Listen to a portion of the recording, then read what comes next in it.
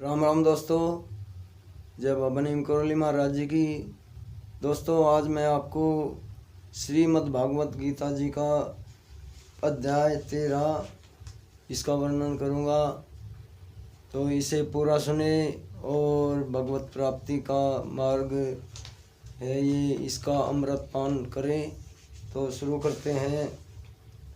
और दोस्तों, अपने भाई के चैनल को सब्सक्राइब अवश्य करने ले, ये सुहृदय प्रार्थना है, दिल से प्रार्थना है। दोस्तों, अगर आप इस चैनल को सब्सक्राइब करेंगे तो आपको भी धर्म लाभ मिलेगा, बाबा जी की कृपा मिलेगी। तो मैं अपना यही कहता हूँ, बाबा जी से यही मांग रखा है कि बाबा जी जो भी आपकी शरण में आए उसको, जो भी आपके इस चैनल को देखे उसके ऊपर अपनी कृपा जरूर करना। तो दोस्तों, शुरू करते हैं श्रीमद् भागवत गीता का अध्याय 13, प्रकृति, पुरुष और चेतना। तो ये श्रीमद् भागवत गीता जी का अध्याय 13 है, प्रकृति, पुरुष तथा चेतना। अर्जुन ने कहा, हे कृष्ण, मैं प्रकृति एवं पुरुष, क्षेत्र एवं क्षेत्रज्ञ तथा ज्ञान एवं ज्ञेय के विषय में जानने का इच्छुक हूँ। श्री भगवान ने कहा, हे कुंती पुत्र, यह शरीर क्षेत्र कहलाता है और इस क्षेत्र को जानने वाला क्षेत्रज्ञ है। हे भरतवंशी, तुम्हें ज्ञात होना चाहिए कि मैं भी समस्त शरीरों में ज्ञात भी हूँ और इस शरीर तथा इसके ज्ञाता को जान लेना ज्ञान कहलाता है। ऐसा मेरा मत है।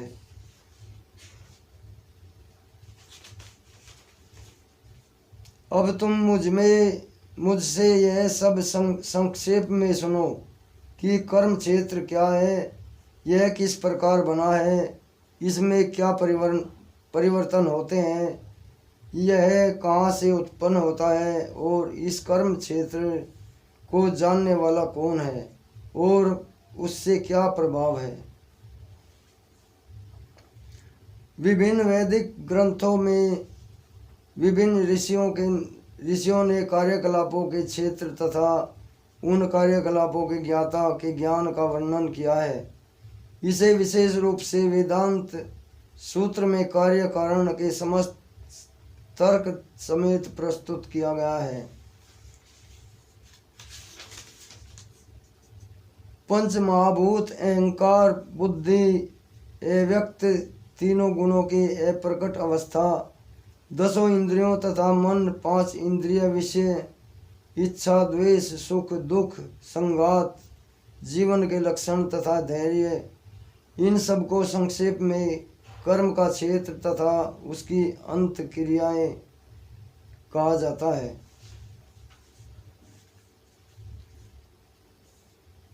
विनम्रता, दंभहीनता, अहिंसा, सहिष्णुता, सरलता, प्रामाणिकता, गुरु के पास जाना, पवित्रता, स्थिरता, आत्मसंयम, इंद्रिय तृप्ति के विषयों का परित्याग, अहंकार का अभाव, जन्म मृत्यु, वृद्धावस्था तथा रोगों के दोषों से की अनुभूति, वैराग्य, संतान, स्त्री, घर तथा अन्य वस्तुओं की ममता से मुक्ति, अच्छी तथा बुरी घटनाओं के प्रति संभाव, मेरे प्रति निरंतर अनन्य भक्ति, एकांत स्थान में रहने की इच्छा, जन समूह से विलगाव, आत्म साक्षात्कार की महत्ता को स्वीकारना तथा परम सत्य की दार्शनिक खोज, इन सब को मैं ज्ञान घोषित करता हूँ और इनके अतिरिक्त जो भी है वह सब अज्ञान है।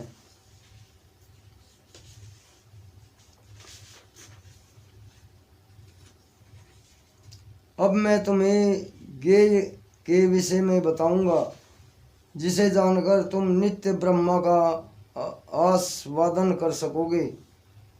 यह ब्रह्म या आत्मा जो अनादि है और मेरे अधीन है, इस भौतिक जगत के कार्य कारण से परे स्थित है। उनके हाथ पांव आंखें सिर तथा मुंह तथा उनके कान सर्वत्र हैं। इस प्रकार परमात्मा सभी वस्तुओं में व्याप्त होकर अवस्थित है। परमात्मा समस्त इंद्रियों के मूल स्रोत हैं, फिर भी वे इंद्रियों से रहित हैं। वे समस्त जीवों के पालन करता होकर भी अनासक्त हैं। वे प्रकृति के गुणों से परे हैं, फिर भी वे भौतिक प्रकृति के समस्त गुणों के स्वामी हैं। परम सत्य जड़ तथा जंगम समस्त जीवों के बाहर तथा भीतर स्थित है। सूक्ष्म रूप होने के कारण वे भौतिक इंद्रियों के द्वारा जानने या देखने से परे हैं। यद्यपि वे अत्यंत दूर हैं, किंतु हम सबों के निकट भी हैं। यद्यपि परमात्मा समस्त जीवों के मध्य विभाजित प्रतीत होता है, लेकिन वह कभी भी विभाजित नहीं है। वह एक रूप में स्थित है। वह प्रत्येक जीव का पालन करता है, लेकिन यह समझना चाहिए कि वह सबों का संहार करता है और सबों को जन्म देता है। ये समस्त प्रकाशमान वस्तुओं के प्रकाश स्रोत हैं। वे भौतिक अंधकार से परे हैं और अगोचर हैं। वे ज्ञान हैं, ज्ञेय है और ज्ञान के लक्ष्य है। वे सबके हृदय में स्थित हैं। इस प्रकार मैंने कर्म क्षेत्र, शरीर, ज्ञान तथा ज्ञेय का संक्षेप में वर्णन किया है। इसे केवल मेरे भक्त ही पूरी तरह समझ सकते हैं और इस तरह मेरे स्वभाव को प्राप्त होते हैं। प्रकृति तथा जीवों को अनादि समझना चाहिए। उनके विकार तथा गुण प्रकृति जन्य हैं। प्रकृति समस्त भौतिक कारणों तथा कार्यों परिणामों की हेतु कही जाती है और जीव पुरुष इस संसार में विविध सुख दुख के भोग का कारण कहा जाता है। इस प्रकार जीव प्रकृति के तीनों गुणों का भोग करता हुआ प्रकृति में ही जीवन बिताता है। वह यह उस प्रकृति के साथ उसकी संगनी के कारण है। इस तरह उसे उत्तम तथा अधम योनियां मिलती रहती हैं।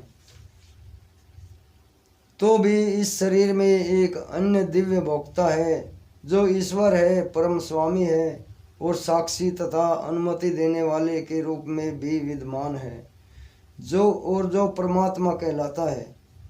जो व्यक्ति प्रकृति, जीव तथा प्रकृति के गुणों की अंत क्रियाओं से संबंधित इस विचारधारा को समझ लेता है, उसे मुक्ति की प्राप्ति सुनिश्चित है। उसकी वर्तमान स्थिति चाहे जैसी हो, यहाँ पर उसका पुनर्जन्म नहीं होगा।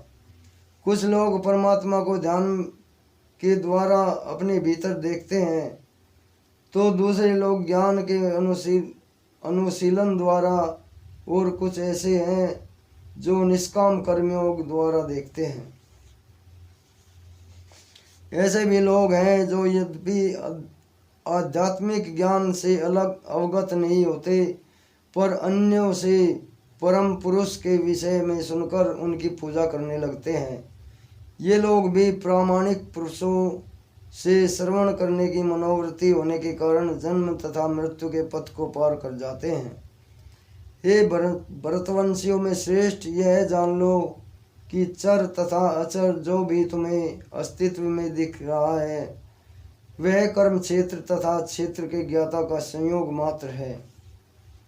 जो परमात्मा को समस्त शरीरों में आत्मा के साथ देखता है और जो यह समझता है कि यह नश्वर शरीर के भीतर न तो आत्मा है और न ही परमात्मा कभी भी विनष्ट होता है,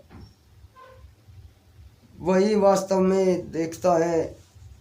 जो व्यक्ति परमात्मा को सर्वत्र तथा प्रत्येक जीव में समान रूप से वर्तमान देखता है, वह अपने मन के द्वारा अपने आप को भ्रष्ट नहीं करता।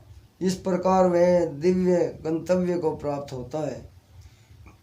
जो यह देखता है कि सारे कार्य शरीर द्वारा संपन्न किए जाते हैं जिसकी उत्पत्ति प्रकृति से हुई है और जो देखता है कि आत्मा कुछ भी नहीं करता, वही यथार्थ में देखता है। जब विवेकवान व्यक्ति विभिन्न भौतिक शरीरों के कारण विभिन्न स्वरूपों को देखना बंद कर दे और यह देखता है कि किस प्रकार से जीव सर्वत्र फैले हुए हैं, तो वह ब्रह्म बोध को प्राप्त होता है। शाश्वत दृष्टि संपन्न लोग यह देख सकते हैं कि अविनाशी आत्मा दिव्य, शाश्वत तथा गुणों से अतीत है। हे अर्जुन, भौतिक शरीर के साथ संपर्क होते हुए भी आत्मा न तो कुछ करता है और न ही लिप्त होता है। यद्यपि आकाश सर्वव्यापी है, किंतु अपनी सूक्ष्म प्रकृति के कारण किसी वस्तु से लिप्त नहीं होता। इसी तरह ब्रह्म दृष्टि में स्थित आत्मा शरीर में स्थित रहते हुए भी शरीर में लिप्त नहीं होता। हे भरतपुत्र, जिस प्रकार सूर्य अकेले सारे ब्रह्मांड को प्रकाशित करता है, उसी प्रकार शरीर के भीतर स्थित एक आत्मा सारे शरीर को चेतना से भी प्रकाशित करता है। जो लोग ज्ञान के चक्षुओं से शरीर तथा शरीर के ज्ञाता के अंदर को देखते हैं और जो भवबंधन से मुक्ति की विधि को भी जानते हैं, उन्हें परम लक्ष्य प्राप्त होता है। जय श्री कृष्ण। तो दोस्तों, ये श्रीमद् भागवत गीता का 13वां अध्याय प्रकृति, पुरुष तथा चेतना, इसे श्रवण करें। इसका रसपान अमृत रस है, भगवान कृष्ण जी के द्वारा ये दिया गया। अभी आज्ञा लेता हूँ, आगे अगला 13वां अध्याय लेकर आऊँगा आपको। प्रकृति के 3 गुण। तब आगे जब तक मैं आज्ञा लेता हूँ, अपने भाई की कोई गलती हो तो उसे क्षमा कर देना दोस्तों, और बाबा जी की आपके ऊपर हमेशा कृपा रहे।